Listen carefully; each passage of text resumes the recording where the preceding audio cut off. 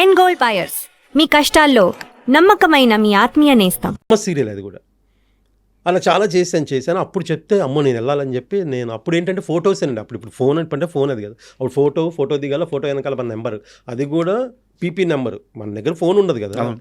దీనికోసం ఏం చేసేవాడిని నేను, నాకు ఒక కాంటాక్ట్ కావాలి ఎలా అని చెప్పి అప్పుడు కృష్ణానగర్లో ఒక ఎస్టీడీ బూత్ ఉండేది. ఎస్టీడీ బూత్లో అక్కడ పని చేసే కొన్ని అంటే పని కంటే బాబాయ్ అంటాం శంకర్ అని, అతను ఎస్టీడీ బూత్ అది. ఆ పని కూడా దేనికి చేయటం అంటే నాకు కాంటాక్ట్ నెంబర్ కావాలి, అక్కడ ఫోన్ ఉంది.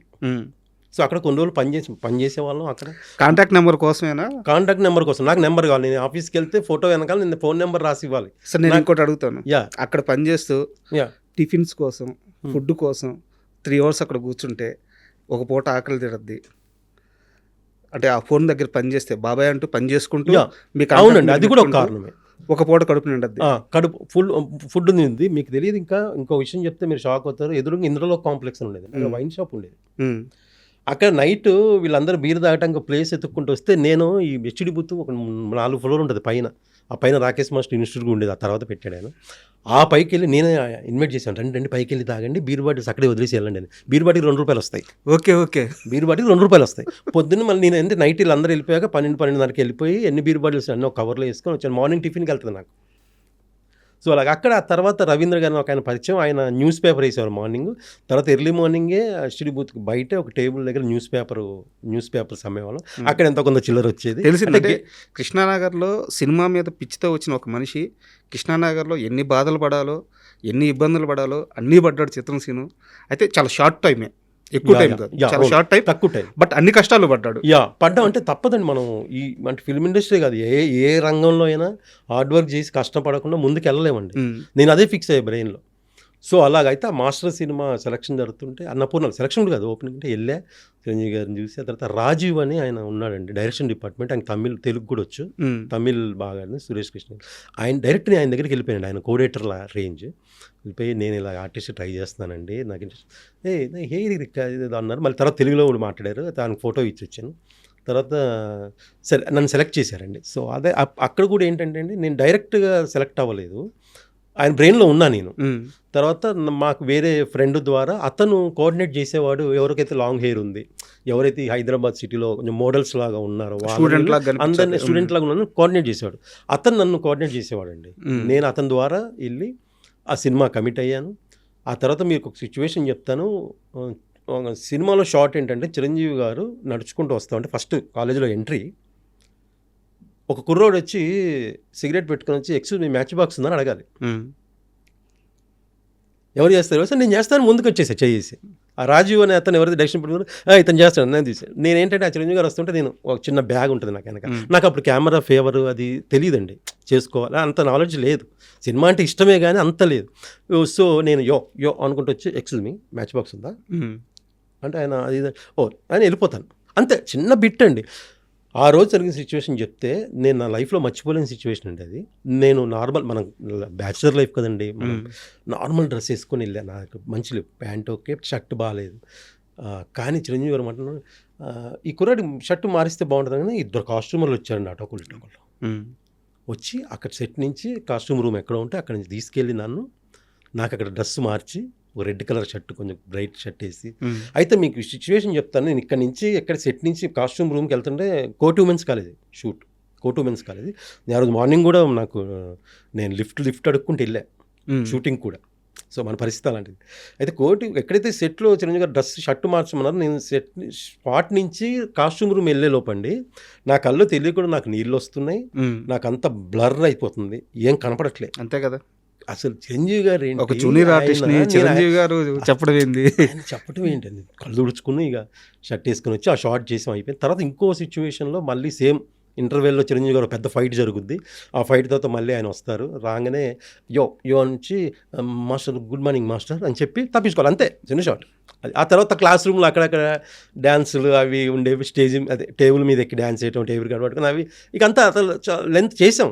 బట్ ఎక్కువ ఆ 2-3 షాట్లు రిజిస్టర్ అయ్యాం.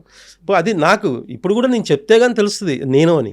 ఇప్పుడు అసలు యాక్చువల్గా తర్వాత కాలంలో చిరంజీవి గారితో కలిసి ఇవేవి షేర్ చేసుకున్న సందర్భమే లేదండి. కలిసిన సందర్భం ఉంది, 2-3 సార్లు ఆయనతో కలిసాము, సందర్భం ఉంది. కాబట్టి అందరితో పాటు కలవటం తప్ప నేను పర్సనల్గా ఆయనతో షేర్ చేసుకుంది లేదు. ఆయన గుర్తుంటుందని ఒక నమ్మకం. ఆయన ఇంకొక విషయం అండి, ఒక రోజు నేను షూట్కి వెళ్ళలే, నాకు ఏజెంట్ చెప్పలే షూట్ ఉందని, నేను మిస్ అయ్యా. నెక్స్ట్ డే మళ్ళీ నాతో నేను ఏంటి, నాకు వేరే వాళ్ళతో తెలిసిపోద్దిగా షూట్ జరిగింది, నేను నన్ను ఎందుకు రాలేదని.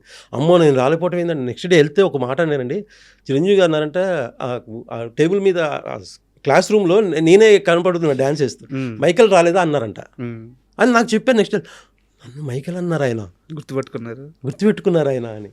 చాలా హ్యాపీ ఫీల్ అయ్యానండి, అది లైఫ్లో మర్చిపోలేని సంఘటన. మళ్ళీ ఆ తర్వాత ఆయనతో కలిసి అది రాలేదండి, యాక్ట్ చేసే అవకాశం రాలేదు. ఎప్పుడన్నా నాకేంటంటే కొంచెం చిన్న అందరూ ఆయన గురించి, ఎందుకంటే ఆయన చూసి ఇన్స్పైర్ అయ్యి వచ్చిన వాళ్ళే కదండి. మనం అందరిలాగా ఆయనకి ఇలాగే డిస్టర్బ్ చేయొద్దని, ఎప్పుడన్నా పర్సనల్గా కలిసే అవకాశం వస్తే చెప్దామని. యాక్చువల్గా ఆయన దాకా వెళ్ళుండదు ఈ సందర్భాలు మీరు బయట ఎక్కడైనా చెప్పినా, ఫ్రెండ్స్తో చెప్పినా, ఈరోజు ఇక్కడ చెప్తున్నది కూడా, ఒకవేళ ఆయన దాకా వెళ్తే ఖచ్చితంగా ఆయన పిలిపిస్తారు. ఎందుకంటే ఒక చిన్న ఆర్టిస్టు ఒక చిన్న సినిమాలో బాగా చేస్తే ఆయన ఇంటికి పిలిపించుకుని అభినందించే మనిషి. సో అలాంటిది చిత్రం శ్రీనుకి ఇంత ప్రేమ ఉంది, ఇంత అనుభవాలు ఉన్నాయని తెలిసిన తర్వాత ఆయన పిలవకుండా ఉండరు. మేబీ ఇంటర్వ్యూ ద్వారా అవద్దేమో చూడాలి. అట్లా పిలిస్తే ఇంకా నా లైఫ్కి ఇంకా ఏం అవసరం లేదు.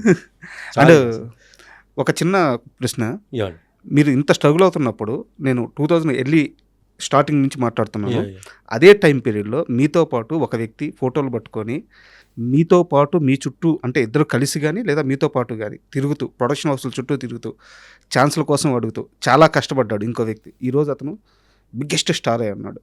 ఎవరు అతను, గుర్తున్నాడా మీకు? ఎవరంటే చాలామంది తిరిగి, కమెడియను, హీరో సునీల్ గారు. యాక్చువల్గా సునీల్ గారి ప్రస్థానం గురించి చెప్పేటప్పుడు అందరూ కూడా త్రివిక్రమ్ గారు వాళ్ళంతా ఉన్నారు కాబట్టి ఇతను చాలా త్వరగా ఛాన్సులు వచ్చని చెప్పి అనుకుంటారు. కానీ సునీల్ గారు ఎంత కష్టపడ్డారో తెలియాలంటే చిత్రం శ్రీను అడుగు, చిత్రం శ్రీను చెప్తాడని చెప్పి చాలా మంది చెప్పారు. అయ్యో చాలా కష్టపడి, ఎక్కడ ఆఫీస్కి వెళ్ళినా కనపడుతుండేవాడు ఫొటోస్ పట్టుకొని. నాకేంటంటే నాకు ఎక్కువ ఆఫీసులు తెలిసేవి, అంటే నేను కనుక్కునేవాను ఏ ఆఫీస్ ఎక్కడ ఉంది ఏంటి అని. నేను ఎవరిన చాలామంది ఆఫీసులు తెలియకపోతే నన్ను అడిగేవాళ్ళు, ఆ సీనుకి తెలిస్తే ఆఫీసులో అడిగిన మంగటి పీసెంట్ దగ్గరికి వెళ్తే ఉంటాడు అక్కడ. నా రూల్ ఏంటంటే, నేను ఒక ఆఫీస్ చూపిస్తా, నువ్వు టిఫిన్ చేసే టైంకి వస్తే టిఫిన్ చేపియాలి, నాకు టిఫిన్ చేపిస్తే ఒక ఆఫీస్ చూపిస్తా, అంతే కదా. లంచ్ టైం అనుకోండి, నాకు లంచ్ పెట్టిస్తే నీకు ఒక ఆఫీస్ చూపిస్తే, ఇలాగా వాళ్ళు కూడా అనే సరదాగే, అంటే లైఫ్ స్ట్రగుల్ తెలియకుండా వెళ్ళిపోయిందండి. అలా ఏ ఆఫీస్ దగ్గరికి వెళ్ళినా సునీల్ గారు కనపడేవాళ్ళు, చాలా సందర్భాలు కనపడ్డారు. మేము ఇద్దరం రామ్ గోపాల్ వర్మ గారిది సుమంత్ గారితో ఒక సినిమా అండి, అప్పుడు శోభన్ గారు ఉన్నారు, లేరు ఇప్పుడు. ఆయన బాగా నాకు చాలా ఇష్టం అండి శోభన్ గారు. అయితే ఆడిషన్కి వెళ్ళామండి, వెళ్తే చాలామంది ఉన్నారండి. సో అలాగా దాంట్లో ఆడిషన్స్ ఫస్ట్ రోజు చేసాం, తర్వాత రెండో రోజు చేసాం, అలాగా ఫిల్టర్ చేస్తే ఫైనల్కి వచ్చిందంటే సునీల్ గారు ఉన్నారు, నేనున్నా, ఫైనల్లో ఉన్నాం మేము 3-4 అంతే. అప్పుడు రంగోపాల్ గారు నాతో మాట్లాడారు. అప్పుడు నాకు లాంగ్ హెయిర్ ఉంది అప్పుడు కూడా. అనుకున్నారు. శోభన్ గారేమో డన్ సీను, నాకు తెలిసి మంచి క్యారెక్టర్ పడేలా ఉందంటే చాలా థ్యాంక్స్ అండి.